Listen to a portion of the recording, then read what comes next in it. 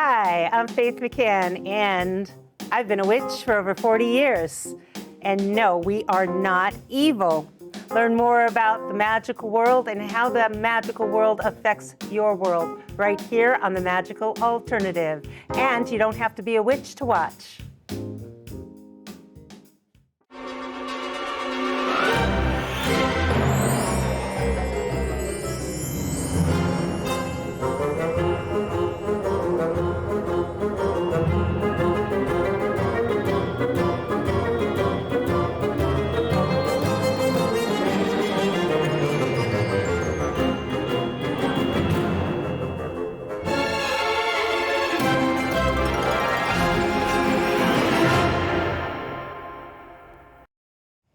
And hello, magical ones, and welcome to The Magical Alternative. I am Faith McCann.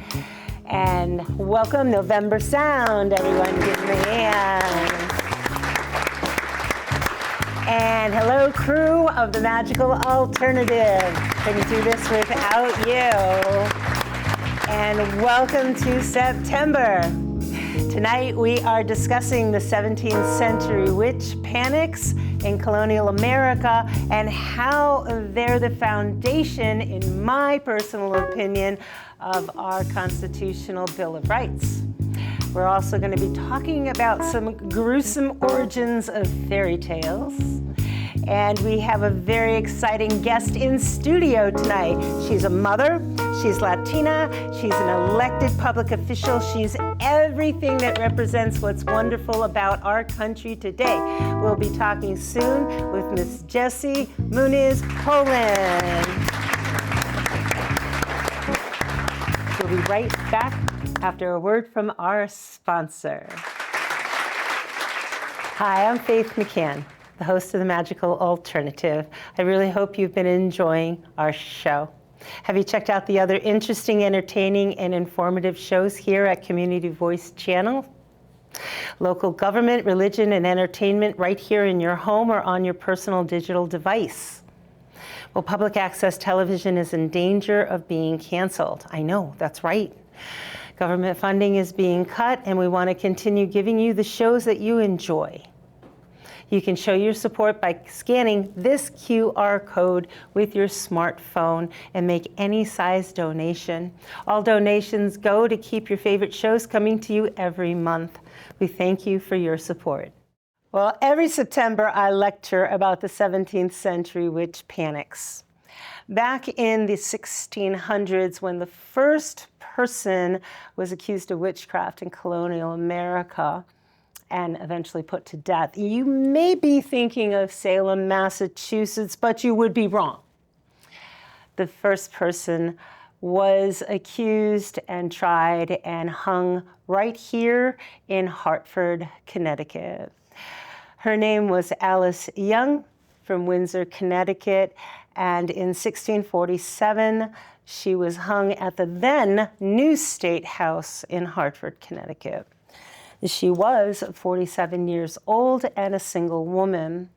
There's no written record as to why she was accused, what caused her to be charged, arrested, and finally hung on conviction of practicing witchcraft. But at the time in Connecticut, the law at the time was in 1647. Connecticut followed laws based on the Bible and the Fundamental Orders of Connecticut. Now, they were an established framework for government and individual rights. That might sound like what we have today with the Constitution, but that wasn't really the case. Many of the laws, particularly the capital laws, were rooted in biblical principles, with the first capital law of Connecticut focusing on belief in God. That's right, it was a capital law that you had to believe in God, and the second addressing witchcraft. But let's go back a few years prior to this. Roger Ludlow, an attorney in London, England, educated at Oxford, and a member of the Inner Temple. That sounds kind of witchy if you ask me. Well, that was an association of lawyers dedicated to the study and instruction of the law in London. He arrived in America in 1630 at the age of 40. He was an assistant to the Massachusetts Bay Company. In 1636, dissatisfied with the political issues developing in Massachusetts, sounds kind of familiar, Ludlow joined other settlers in Connecticut and helped establish the town of Windsor. Since he was the only attorney in the colony, it's believed he was asked to draft the Fundamental Orders of Connecticut, considered the first constitution in America. Well, let us say instead, more accurately, the Fundamental Orders of Connecticut was considered a first draft of a constitution in colonial America, and very unlike our Constitution today. I have been studying the 17th century witch panics in colonial America and earlier in Europe for over 40 years. Considering who I am and what I do, it's always been an interest of mine. And I have found in my research and studies incredible correlation to our Bill of Rights and the 17th century witch panics, which I'm going to explain to you now. Roger Ludlow, who also served as the 1st, the 4th, and the 10th Lieutenant Governor of Connecticut, was asked to create a Bill of Rights. This became the Code of 1650. The code contains laws that not only prohibit murder, forgery, and theft, and that's a good thing, they also prohibited heresy, idleness, and stubbornness. These were laws. Could you be guilty of breaking the law of being idle or stubborn? Don't ask my husband. And heresy, that was a tricky word, which is Greek for choice. But it actually meant you chose a path not aligned with the church. And it depended on where you were in Europe or colonial America, which church you were not aligned with. The Code of 1650, like the laws of the old country, were a compilation of religious and moral laws restricting behavior of children, regardless of parental control, as well as the behavior of everyone in the community. Some examples, and let's keep in mind our Bill of Rights today and our Declaration of Independence from Great Britain, life, liberty, and the pursuit of happiness, they weren't exactly at the top of the list back in the 17th century. The Code of 1650 stated you had to go to church on Sunday, just to start with. And that was an all-day affair. Puritans in New England religiously and rigorously observed the Sabbath from sunset on Saturday to sunset on Sunday. They had 2 main services. Generally, 2 long services were held, one in the morning, and then they had a break for lunch and a bit of a rest, and then another very lengthy service in the afternoon. Each service could last for several hours with prayers, singing, scripture readings, and lengthy sermons. They had a midday break, as I mentioned. That was for a midday meal, and in the summer, some relaxation or napping might occur. The entire day was considered a day of worship, rest, and spiritual reflection, not just a brief service. There was restriction of activities like shaving, making beds, preparing foods were all prohibited during the Sabbath.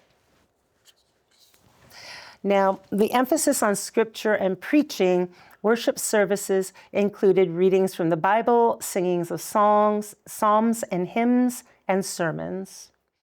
And there was no deviation. The clergy were known to be strict, and some even had officials stationed at the doors to prevent people from leaving church early. So there was no sneaking out. The Code of 1650 was heavily influenced by Puritan beliefs and effectively established the Congregational Church in New England.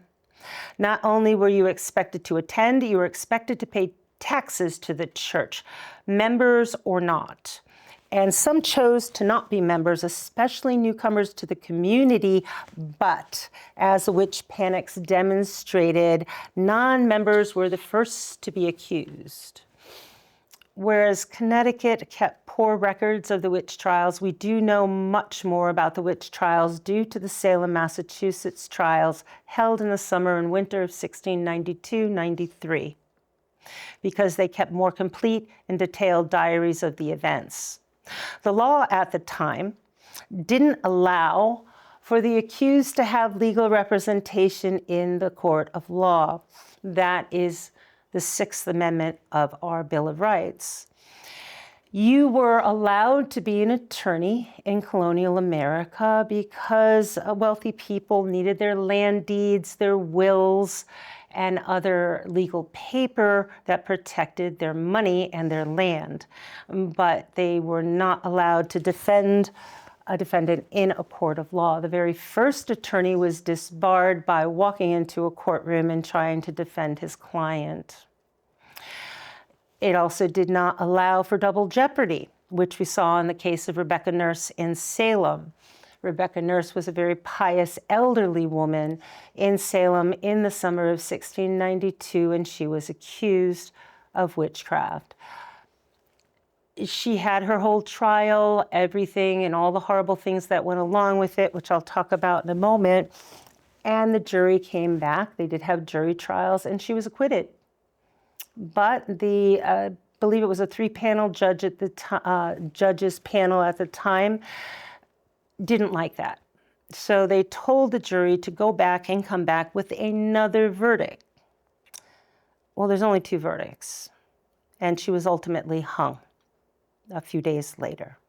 So the double jeopardy that we have protected in our Fifth Amendment rights were not afforded to them at the time.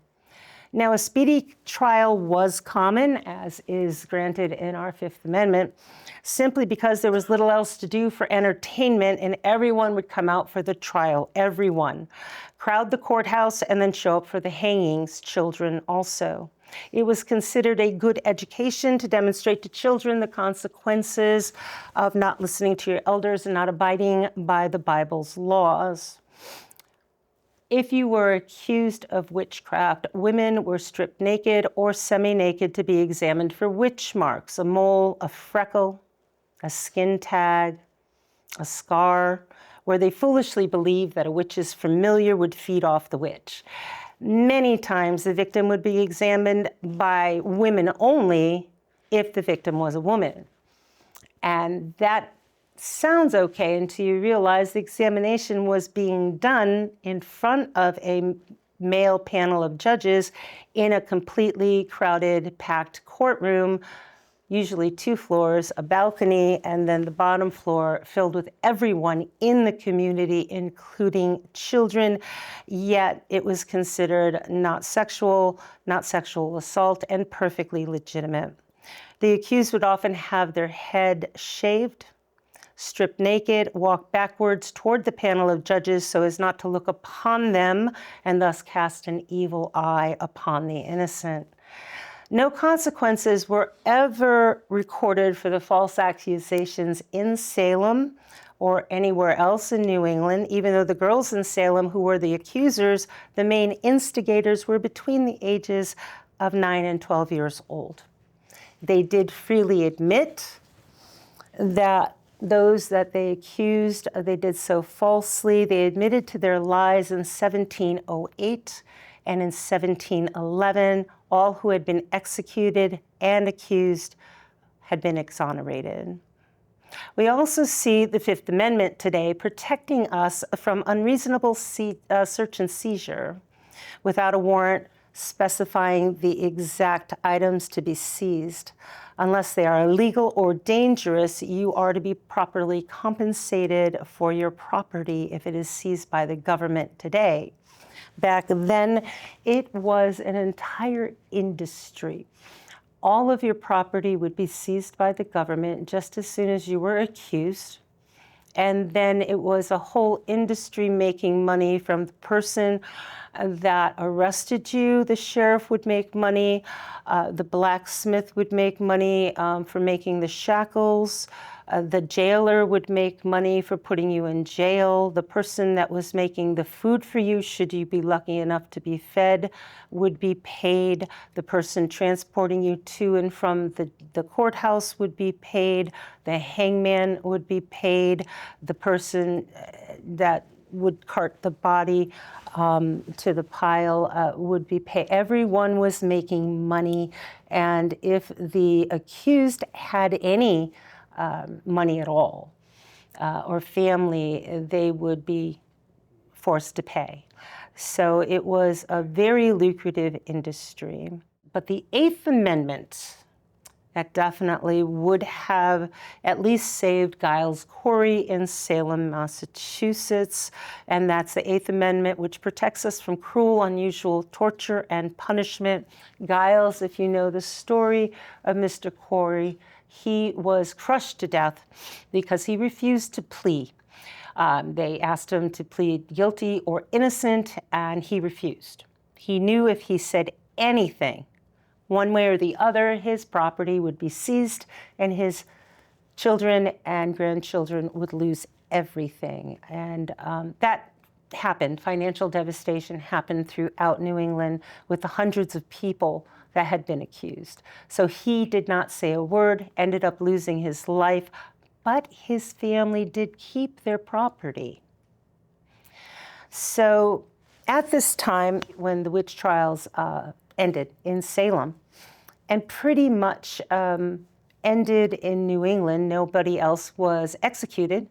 The last people to be accused were in the early 1700s, actually, in the town I grew up in, Colchester, Connecticut, were the last two women that were accused of witchcraft, and I believe the very early 1700s.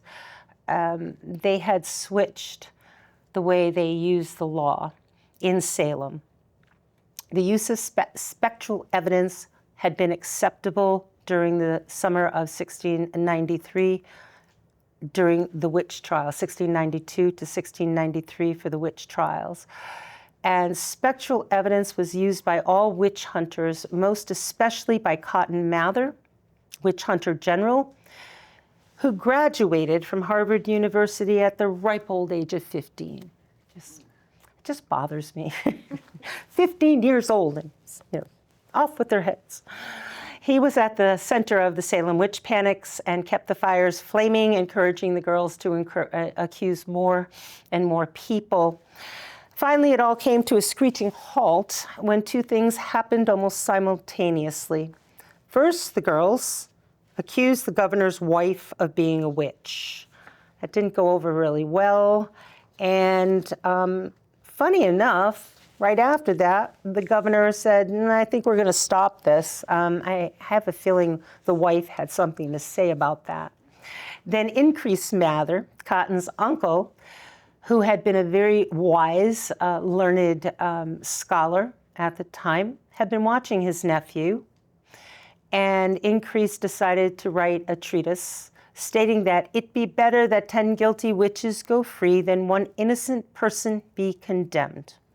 I know you've heard that in various paraphrasing, and it's changed over the centuries, but Increase Mather was the one that is credited with first stating that particular phrase.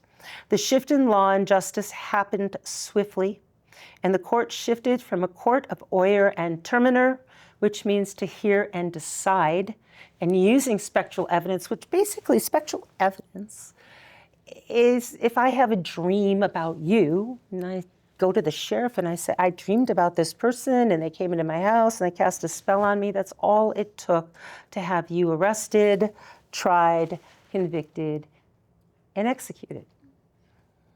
Well, after Increase Mather wrote his treatise, it changed to a court of judicature, which means one needed actual evidence. Go figure.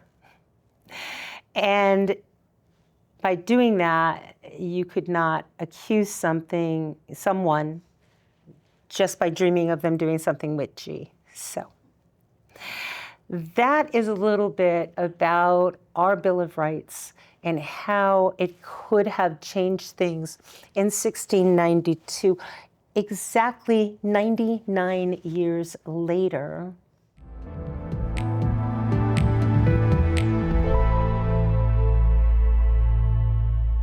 And now we have November Sound with an original and a classic for your listening pleasure. Give them a hand.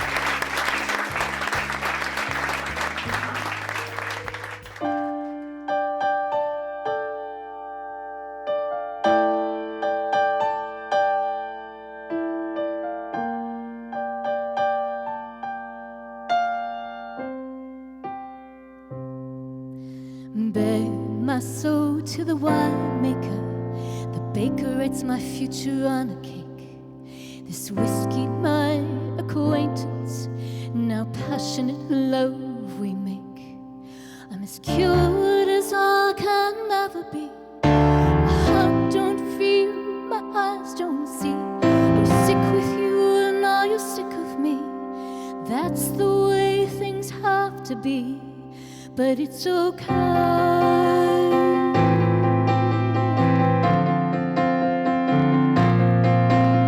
It's over, but it's okay.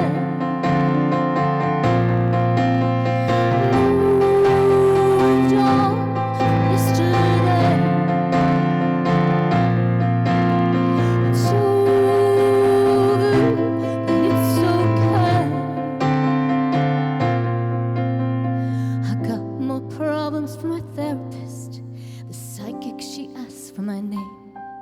My family says I'm different, but I know we're all the same. I'm as cured as I can ever be. My heart don't feel, my eyes don't see. We're sick with you, now you're sick of me. That's the way things have to be, but it's okay.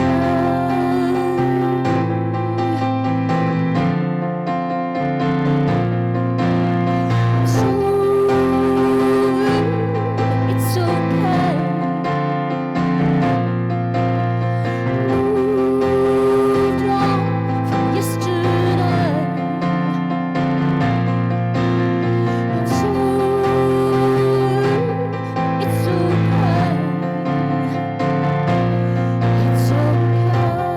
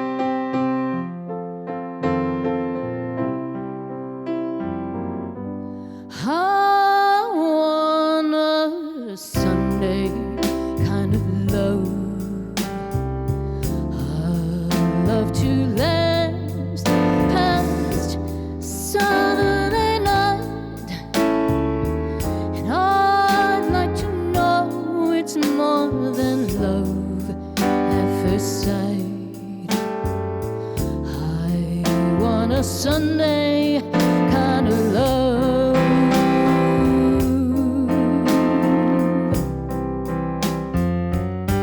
I wanna love that's on the square. Can't seem to find nobody who cares. And I'm on a lonely road that leads me nowhere. I want a Sunday kind of love.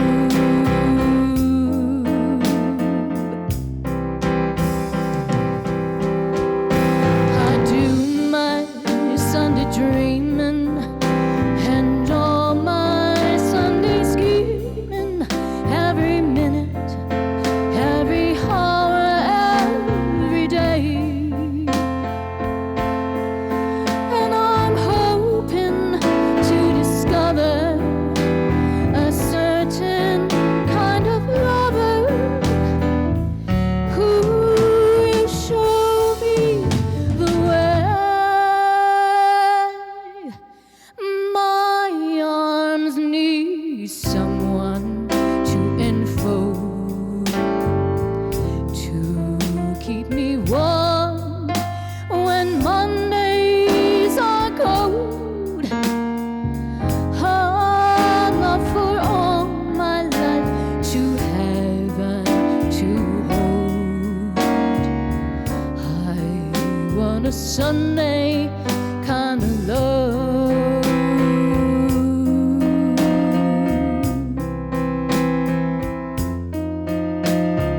I want a Sunday kind of love.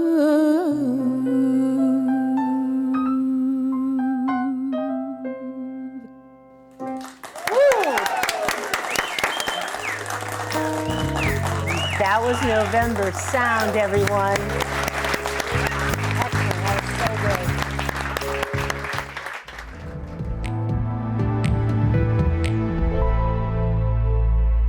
I have a great surprise, just a wonderful segment for you. We have an in-studio guest I'm so excited to introduce to you. Everyone give a hand to my friend, Ms. Jessie Muniz Poland.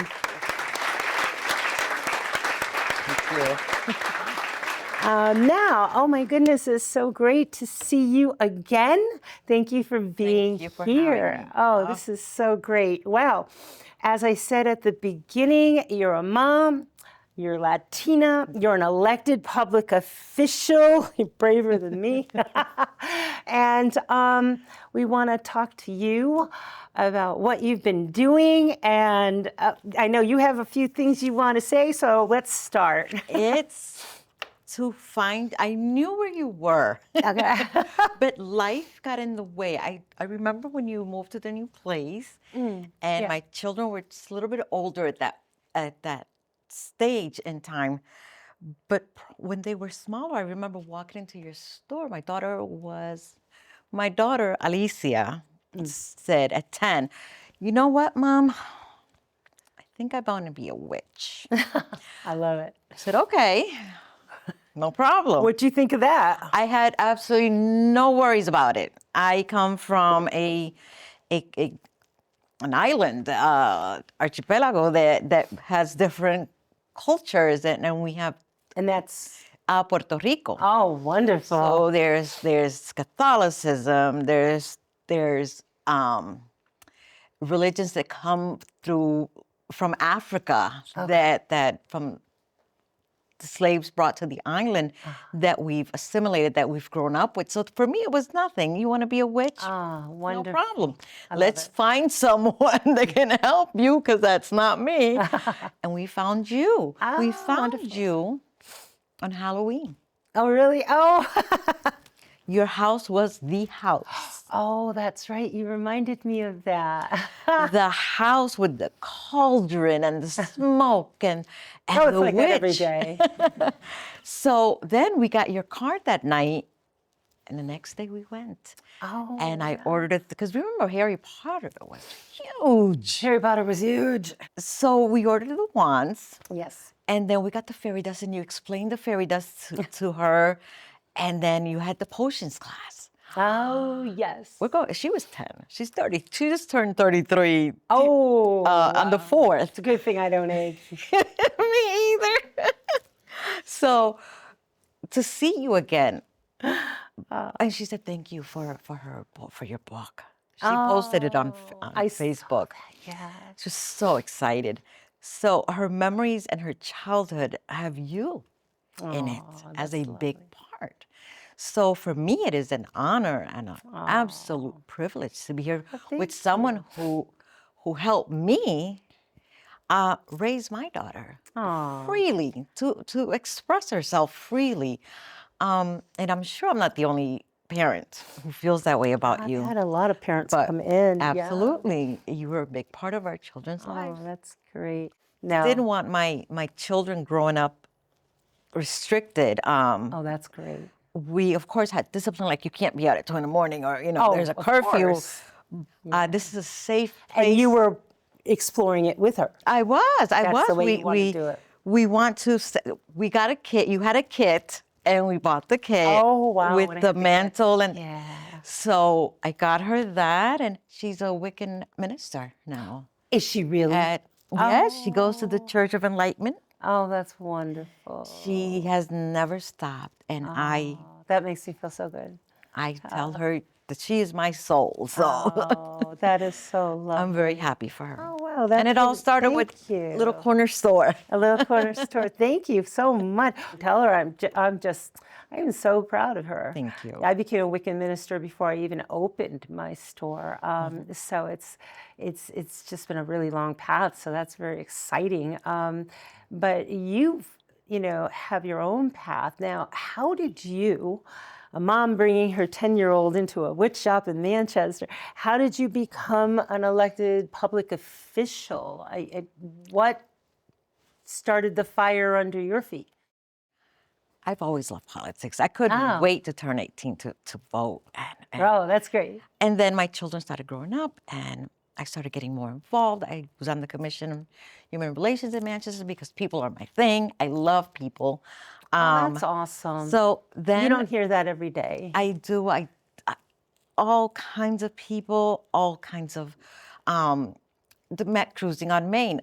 I can't fix a car. Yeah. But I love looking at cars. Classic cars, I have a wonderful time there. Yeah. I don't run, but I love the race. The road race. Well, people Love come it. from all over the world to the know. road race. Yeah. I love our trails, so I actually love when people have places that are spaces for them Yes. where they feel they can express themselves, whether it's running or going to enchantments or cars. Yeah.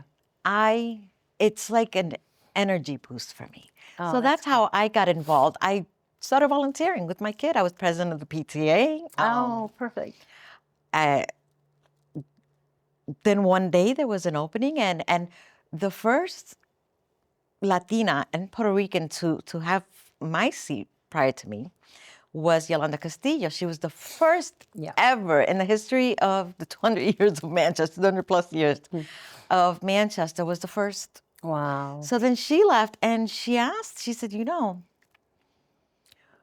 representation is so important. Want to be represented. Yeah. If you had like a vision for the future, you have kids, hopefully you'll have grandkids, or you were president of the PTA. I have cats and dogs. Cats and dogs. What would your vision be for the young people of our communities for the future? What do you hope for them? Forgive me, but I know it sounds woke. But it's real. Oh, I love woke.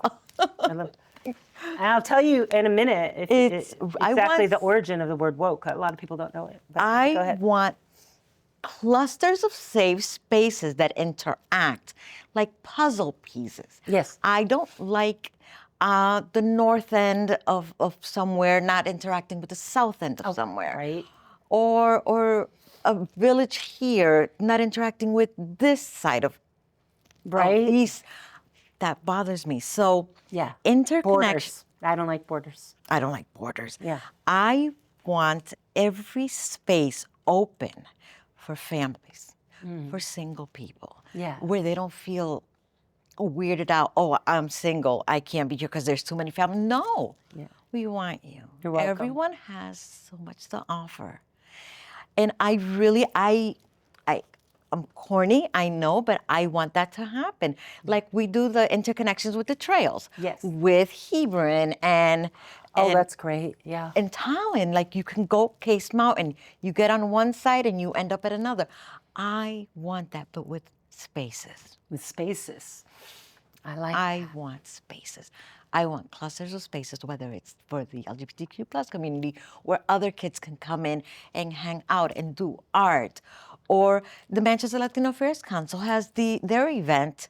I'm a part of it. It's not Yeah. there. It's our event because it's Manchester. Yeah. But everybody can come.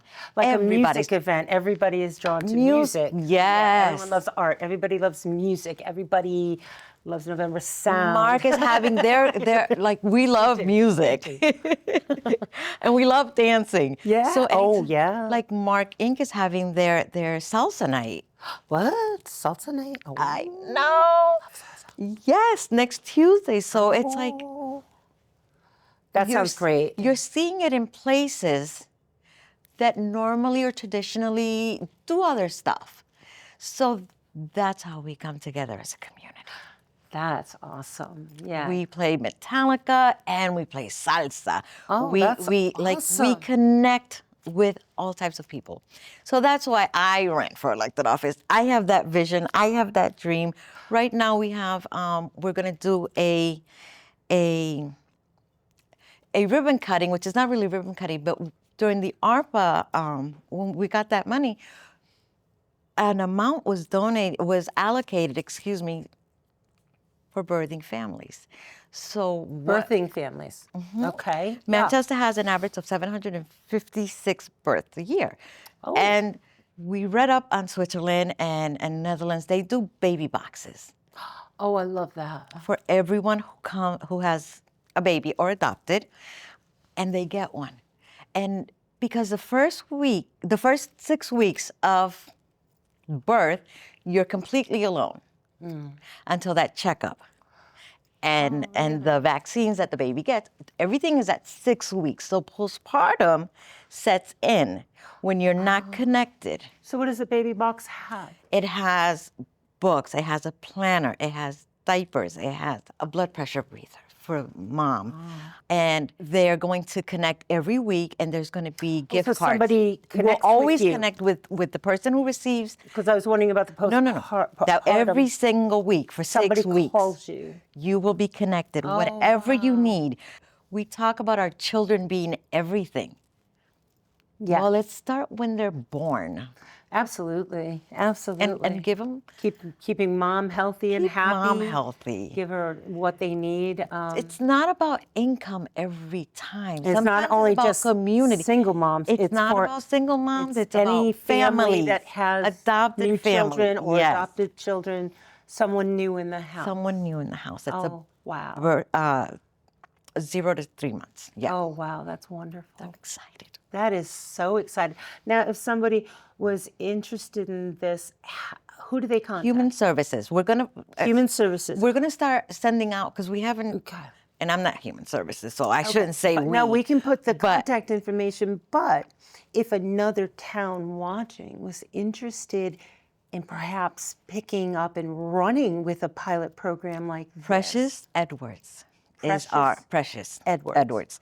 She is the health equity director for it. Okay, well, we can always put some contact information I will get your here. contact information. I would Because I think that absolutely. would be really important because, again, if it could be something that perhaps somebody in some of these towns are watching and would like to maybe bring this to their town, I think that would be really awesome. I'm So- excited. Well, thank you so much, you. Jesse, for being here, and I hope I could have you again. I know Oh, thank we want to you. talk about Yes. the Pride Festival that we're planning next year. We're going to put that into, more, we're going to cement that down a little bit because I'm planning one and I find out Jesse's planning one and it's going to be in the same town. And we're like, what? Great minds. So once it starts to come together, we're going to let you guys know more about this. So anyway, thank you Thank you, so Miss much Faith. for being here. And I look forward to talking to you again. Thank you. I hope you guys enjoyed it. And thank you again. Give her Thank a hand, you. everyone. All right. And thank you to everybody. Thank you.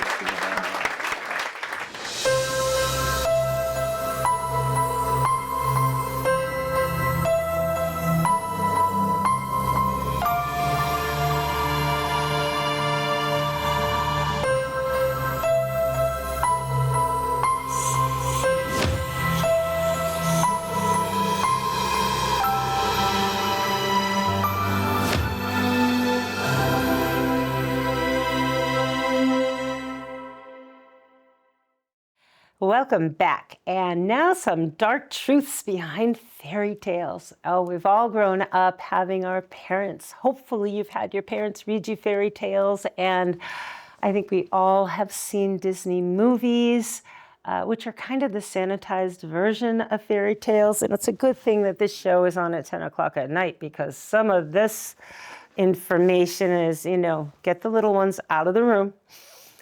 Old fairy tales were really cautionary tales. The Brothers Grimm, interesting their last name, Grimm, they went around Germany. Some believe they went around Europe, gathering old European fairy tales from different cultures. There's also a belief that one of the brothers' wives basically told him all the stories from her upbringing. But wherever they got the old stories, they were cultural, they were ethnic, they went back centuries in some case.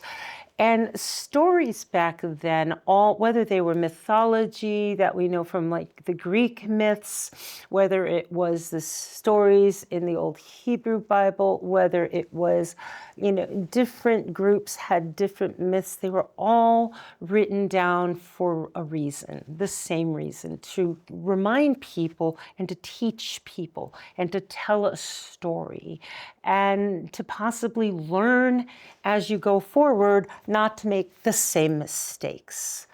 And whether you have a little bit of truth in them or whether you don't believe them at all, they all have something to teach us. Pied Piper of Hamelin. And they believe that this occurred on the 26th of June, a Sunday, in 1284. Well, plague was infecting the entire region. Now, I've done a lot of research on the bubonic plague, so this was not the bubonic plague because it did not get into Europe until the end of the 1300s. So this was probably a smaller type of plague, not what we know as the bubonic plague, and there were plenty around. Just take your pick. But some type of plague or disease was infecting the region. And the first time the story was recorded is in the Lüneburg manuscript in 1440 to 1450. This was written. It read, in the year 1284, after the birth of Christ from Hamelin, were led 130 children born at this place, led away by a piper into a mountain. There are many variations on the story. Some say the leaders of the town hired the piper to rid the town of the rats. And he did and said that he would return later. Some say a day, some say a year and a day. And that when he returned, he expected to receive payment. When he didn't receive his pay, he took the children when every adult was in church, leading the children away with music. All of the diary accounts, and there are many more, talk about all of the children disappearing in one day. What happened to them, we don't really know, except in the town of Hamelin, Germany, in the 1200s, over 100 children are recorded to have vanished in one day without a trace, never to be seen again. Were they abducted? Were they killed? Were warring tribes responsible? Another fairy tale tells of a tragic fate that affected many families throughout the early and Middle Ages, famine. We see this in the story of Hansel and Gretel. Hansel and Gretel were brought out deep into the woods by their parents because of a famine. Tragically, this fairy tale harkens back to the witch trials in Germany. Published in 1812, two siblings of a family had nothing to eat, and the father was a woodcutter. Hansel and Gretel overhear their parents planning on leaving them alone, abandoning them in the woods. Hansel gathers white stones. As the parents lead them into the woods, Hansel drops the stones and they found their way home. The father is happy, the stepmother is disappointed. The next night, the parents lead them away into the woods again. Before this trip, Hansel gathers a handful of breadcrumbs and drops them along the way. When the children tried to find their way back, the story goes that the birds had eaten the breadcrumbs and they got lost. They finally found their way through the woods and came across, as we know the story to be, what looked like a gingerbread house, a house made of bread and cake, candy, and an old woman was inside. She gathered the children up, promising them food. She locked them inside, and she locked Hansel into a cage, and she wanted to fatten him up. He was very smart because apparently the old witch didn't have very good eyesight. They didn't have cataract surgery back then. So he would stick an old chicken bone out every day when she went to feel and see how fat he was getting. And finally, she was going to eat him anyway. So she tells Gretel, get the fire going. And so Gretel tricks her, pushes her into the oven. There's a lot of murder going on here, potential cannibalism. It's pretty horrific. But unfortunately, the story ends in a good way. After they dispatch of the evil old woman, I don't think she was a witch, actually. They were able to ransack her house and they got her jewels, and apparently she had quite a lot of riches, and they found their way home. When they got home, the evil stepmother had died and they reunited with the father. They had enough riches and they were able to live happily and apparently be able to buy food. Well, in the late 18th and early 19th century, Germany suffered from multiple famines. There was an estimate 40% population loss due to starvation and disease between 1708 and 1711. Another famine hit between 1771 and 1772. The Grimm brothers were born in 1785 and 1786, respectively. They may have encountered older people who lived through these events that told them the stories. Some tried to justify these events, saying that the killing of children was to keep this older members of the family alive, keep the stronger older members of the family alive, as childhood mortality was rampant. Living past the age of 5 was very difficult, and sacrificing the youngest, though abhorrent to us today, as we consider our youngest our most precious and vulnerable of our family units, then people had a different outlook. They would be killed because there was not enough food to go around. When women in Germany were accused of witchcraft, they were often accused of killing and eating the children. The witch in this story of Hansel and Gretel trying to throw the children in the oven, in this story, most likely comes from these stories. This story was most likely inspired by the famine of 1314 to 1350.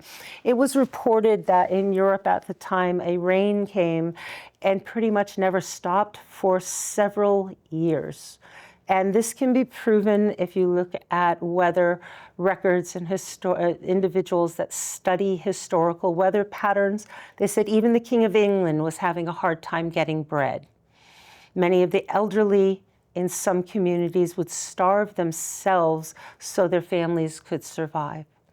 It was reported that between 5 and 15% of all of Northern Europe died of starvation and related diseases from this particular famine in the early 1300s.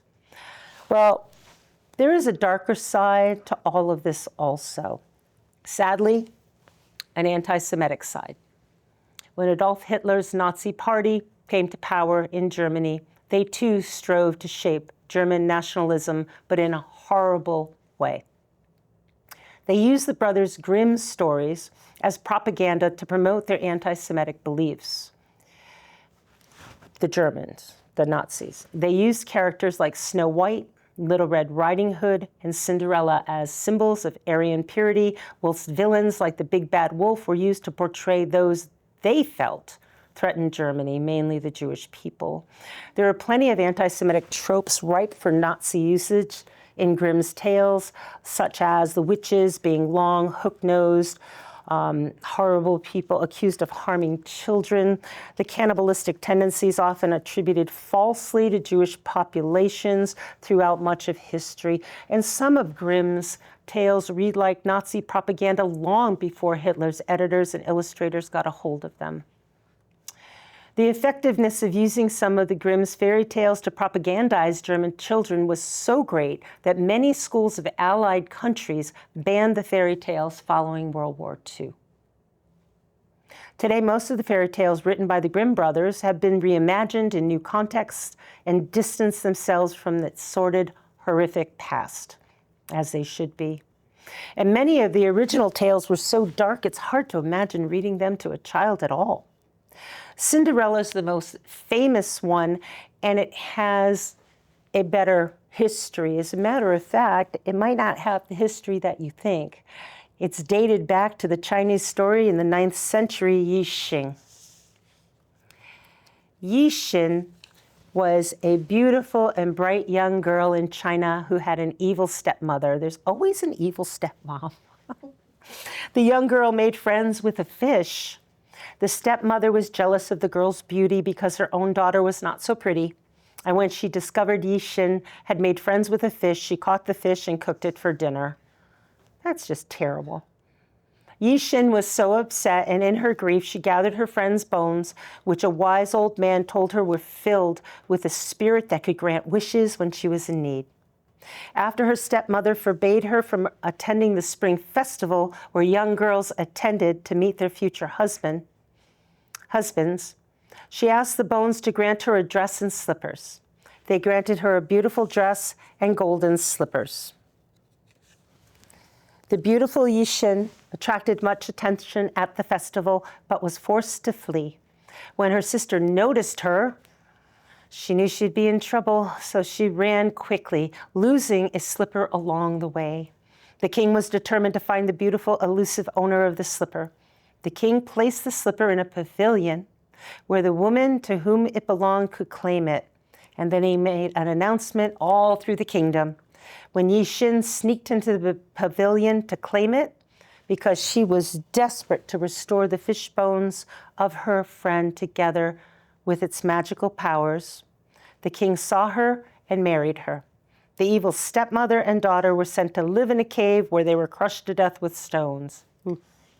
Our modern version of Cinderella is believed to be the work of Charles Perrault, 1697, who took the Yi Xing story and added a fairy godmother, a pumpkin, and a slipper made of glass. This is the version we are most familiar with. So when you think about a fairy tale, it might have a darker history than you remember. I would personally stick with the Disney ones. They're a lot lighter and a lot happier. Thank you. If you would like to send us an email, we have a couple of new things for you. Check us out at our new email at enchantmentsct@gmail.com. And if you'd like to check out more about my place and what I do, I have a brand new website. It's called enchantmentsct.com. And you'll see more about my store, more about my school, more about me, what I do, and you can find out everything on there. So please check it out. Is it your dream to be on television, to have your own TV show? You can do it too. Contact your local public access TV station and they'll help you make your dream a reality. I'd like to thank everyone on the crew and at CVC my guest, Jesse Poland, and November Sound. And I want you all to please help me keep focusing on peace in the Middle East and Slava Ukraini. Thank you very much for watching, and be well. Thank you.